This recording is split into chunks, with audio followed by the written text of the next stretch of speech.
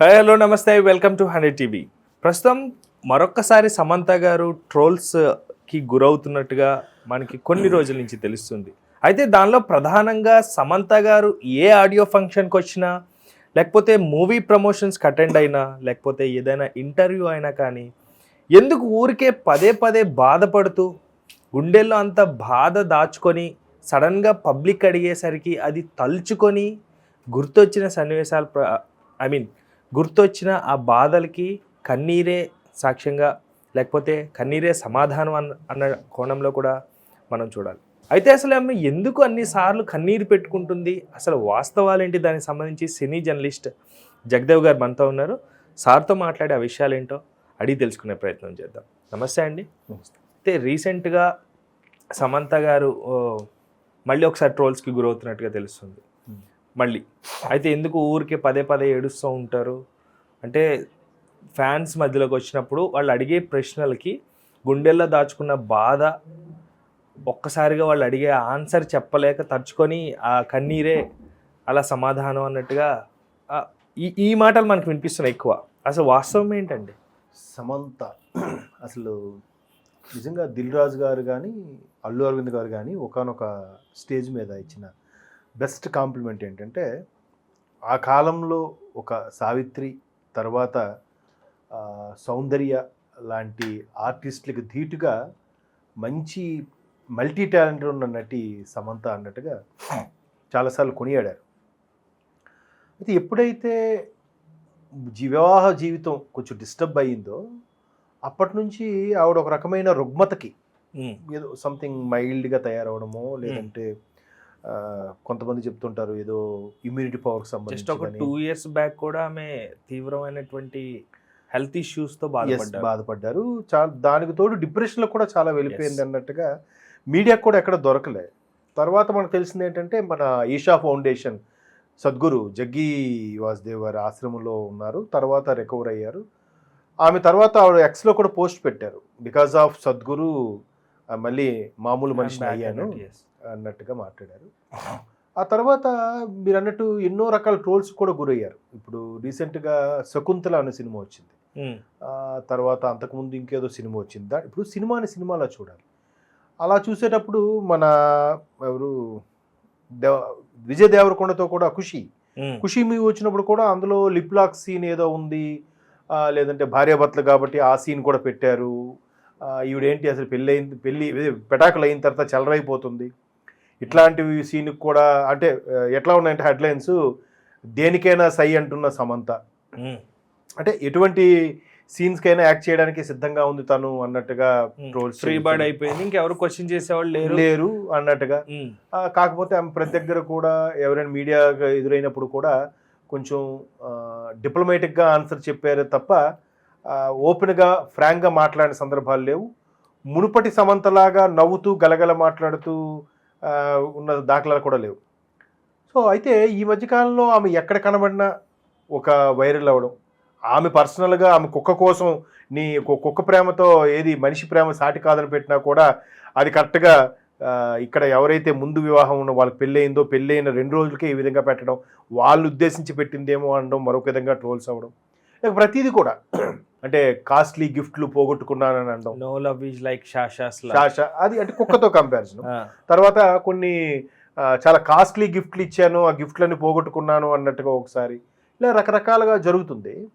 అయితే ఎప్పుడైనా సరే మనిషికి మానసిక ఆనందమే అసలైన ఆనందం. సో ఆ మానసిక ఆనందం లేనప్పుడు రకరకాల సైడ్ ఎఫెక్ట్స్ కూడా వస్తూ ఉంటాయి. బట్ ఆమె ఒక మంచి స్టార్ హీరోయిన్గా ఎదిగారు. మనం చూసాం రీసెంట్గా ఒక వెబ్ సిరీస్ కూడా వచ్చింది, సిటాడెల్ అని, హనీ బన్నీ అని. అంతకుముందు ఏంటది ఫ్యామిలీ మ్యాన్ 2 సిరీస్లో కూడా అసలు ఒక ఎల్టీటీ తీవ్రవాదిగా యాక్ట్ చేసింది చాలా బాగా. అంటే డీగ్లామరైజ్ రోల్ నుంచి ఒక టెర్రరిస్ట్ అటాక్ చేస్తే ఎలా ఉంటుంది ఆ స్థాయికి ఆమె fights, bullet shooting, horse riding అవన్నీ నేర్చుకుందంట ఆవిడ. ఈవెన్ ఒకసారి మురళీమోహన్ గారి ఇంటర్వ్యూలో కూడా చెప్పారు, ఆయనకి సంబంధించిన జైభేరి ఫ్లాట్స్లో ఏదో అప్పుడు చైతుతో కలిసి ఉండేటప్పుడు చాలా ఫ్లాట్స్ చూశారు కానీ ఏవి నచ్చలేదంట. బట్ మురళీమోహన్ గారు ఫ్లాట్స్ చూడటం అది బాగా నచ్చి, అది అప్పటికే అన్నీ అయిపోయాయి, సేల్ అయిపోయాయి. ఆయనకే అడిగితే ఆఖరికి నాగార్జున గారు రిక్వెస్ట్ చేస్తే అది మురళీమోహన్ గారు ఒకటి వాళ్ళ అబ్బాయికో వాళ్ళ అమ్మాయికో అనుకున్నది వీళ్ళకి ఇచ్చారంటే అందులోనే చాలా ఏళ్ళు ఉండేవారు. అప్పుడు కూడా ఆమె ఆ అపార్ట్మెంట్స్లో ఉండే గేట్ల కమిటీలో ఉండే జిమ్లో హెవీ వెయిట్స్ కూడా చేసేదంట. మనకు అప్పట్లో వైరల్ కూడా అయింది, మీరు అబ్జర్వ్ చేసేలేదు. హెవీ వెయిట్స్, హై జంప్ చేయడాలు ఇవన్నీ కూడా. సో ఒక్కసారి ఫ్యామిలీ లైఫ్ డిస్టర్బ్ అయిన తర్వాత కొద్దిగా మైల్డ్గా తయారవడం, తర్వాత మానసికంగా కొంత ఇబ్బంది పడ్డము, తర్వాత ఇమ్యూనిటీ పవర్ గురించి కానీ, లేడీస్కి జనరల్గా జెంట్స్తో కంపేర్ చేస్తే ఎముకలకి సంబంధించి కొంత పటుత్వం తక్కువ ఉంటుంది, బోన్ వెయిట్ కూడా తక్కువ ఉంటుంది కంపేర్ టు మేల్ ఫిమేల్కి. సో దానికి సంబంధించి కూడా ఏదో ఫేస్ చేశారని కూడా నేను విన్నాను. సో మొత్తం మీద ఆవిడ ఇవన్నీ చూస్తే ఇప్పుడు ప్రతి ఈవెంట్లో కానీ లేదంటే ఎక్కడ సక్సెస్ మీట్లో కానీ మాట్లాడినప్పుడు ప్రతిసారి ఎమోషనల్ అవుతున్నారు అన్నట్టుగా కూడా మనం వీడియోస్ చూస్తున్నాం. సరే అయితే ఏంటి ఆవిడ అంత ఎమోషనల్గా మారుతున్నారు అని అంటే, ఈ ఇప్పుడు ఫ్లడ్ లైట్స్, స్టేజ్ మీద డెకరేట్ చేసే లైట్స్, దీనికి సంబంధించిన వాటి కూడా సెన్సిటివిటీ ఏదైతే ఉందో అది కూడా ఆమెకి అది పడక కళ్ళల్లో నీరు వచ్చి అది నీరు వస్తున్నాయి తప్ప ఎమోషనల్గా అయ్యేది కాదు, నేనంతా వీక్ కాదు అని చెప్పే ప్రయత్నం చేస్తున్నారు ఆవిడ ఇప్పుడు. నిజంగా కూడా అలాగే అనుకోవాలి సార్. ఎందుకంటే అవునండి, ఎందుకంటే చాలా మంది ఎదురైన ప్రతి సమస్య కూడా నార్మల్ గా చిన్న చిన్న కుటుంబాల్లో ఎదురయ్యే సమస్యలే మనకు విపరీతంగా కనిపిస్తాయి. అవును, అలాంటిది కొన్ని లక్షల మంది ఫాలోవర్స్ ని, ఫ్యాన్స్ ని సంపాదించుకొని ఇండస్ట్రీలో ఎదుగుతూ పర్సనల్ గొడవలు చూసుకుంటూ అలాగే హెల్త్ ఇష్యూస్ చూసుకుంటూ ఒక మనిషి సర్వైవ్ అవ్వటం అంటే అది కూడా సింగిల్గా చాలా కష్టం. అంటే బాడీ కూడా అట్లా మెయింటైన్ చేయగలగాలి, పర్సనల్ టైము మొత్తం. ఇంకా ఇంకోటి ఏంటంటే ఎన్ని సాధక బాధలున్నా సమస్యలున్నా అది మనకి ఆన్ స్క్రీన్ పెర్ఫార్మెన్స్లో కనపడకూడదు. అది ఒక నటి కానీ నటుడికి కానీ ఉండాల్సిన బిగ్గెస్ట్ క్వాలిటీ. దానికి ఎగ్జాంపుల్ రీసెంట్గా మనకి బిగ్ బాస్ అనుకోవచ్చు. ఎందుకంటే ఎన్కన్వెన్షన్ కూల్ చేసిన నెక్స్ట్ డే మనకి షో చేశారు. అంటే అది నాగార్జున గారు అంటే అది ఆర్థిక పరమైన సమస్య, అది బట్ ఏదేమైనా ఒకటి అలా కదా. అంటే ఇప్పుడు అప్పట్లో మహానటుడు ఎన్టీఆర్ గారు, అంటే మీరు ఎగ్జాంపుల్ చెప్పారు కూడా చెప్తున్నా, వాళ్ళ పెద్ద అబ్బాయి పేరు రామకృష్ణ, ఆయన ఏదో డిసీజ్తో చనిపోయిన తర్వాత మళ్ళీ చివరి అబ్బాయి పేరు కూడా రామకృష్ణ అని పెట్టారు, ఇప్పుడు ఉన్నారు ఆయన. సో ఆ రామకృష్ణ అనే ఆయన చనిపోయిన 3వ రోజు మళ్ళీ ఆయన షూటింగ్కి వెళ్ళిపోయాడంట. 2వ రోజు ఎన్టీఆర్ గారు మహానటుడు, అందరూ ప్రొడ్యూసర్స్ తిరిగి ఇంటికి వచ్చి, ప్రొడక్షన్ మేనేజర్ వాళ్ళు ఉండేవారు కదా, సార్ మీ అబ్బాయి ఇదే పెట్టారు, సర్లే సార్ మేము ప్రొడ్యూసర్తో మాట్లాడతాం, ఒక ఈ జనరల్గా ఆ 10-12 రోజులు కార్యక్రమం అయ్యే వరకు ఎవరు ఇదేవారు కదా అంటే, సరే ఓకే అనుకున్నాడంట. వాళ్ళు వెళ్ళిపోగానే నెక్స్ట్ డే మేకప్ వేసుకొని షర్ట్లోకి వెళ్ళిపోయాడంట.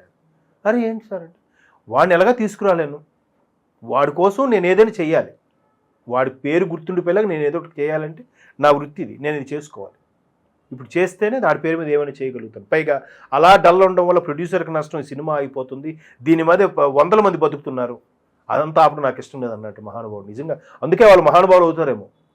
రీసెంట్గా మన కిచ్చా సుదీప్ కూడా Bigg Boss, Kannada Bigg Boss, మీరు బిగ్ బాస్ అన్నారు అక్కడ గుర్తొచ్చింది, కన్నడ బిగ్ బాస్ చేస్తున్నాను, వాళ్ళ మదర్ ఎక్స్పైర్ అయిపోయారంట.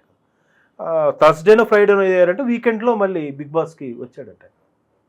అది ప్రొఫెషన్ అంటే వాళ్ళకి ఇచ్చిన షెడ్యూలు, ఆ టైమింగు, అది వాళ్ళు ఫాలో అయిపోవాలి. లేదంటే దానివల్ల కొన్ని పరోక్షంగా ఆ ఛానల్కి, బిగ్ బాస్ బనిజాయ్ టీంకి, అక్కడ ఉండే వాళ్ళకి చాలామందికి నష్టం వస్తుంది. సో కొన్ని అందులో ఇది రన్నింగ్ రోల్ అయ్యే బిగ్ బాస్ కాబట్టి ఆపలేరు. సో అట్లాగా కొంతమంది చాలా అలా చేసేవాళ్ళు చాలామంది మనకు తెలియకుండా చాలా ఇంకా జరిగే ఉంటాయి. మనకి ఎగ్జాంపుల్గా ఒకరిద్దరిని తీసుకున్నారు కూడా, మరి వాళ్ళ అమ్మాయిని కోల్పోయినప్పుడు కూడా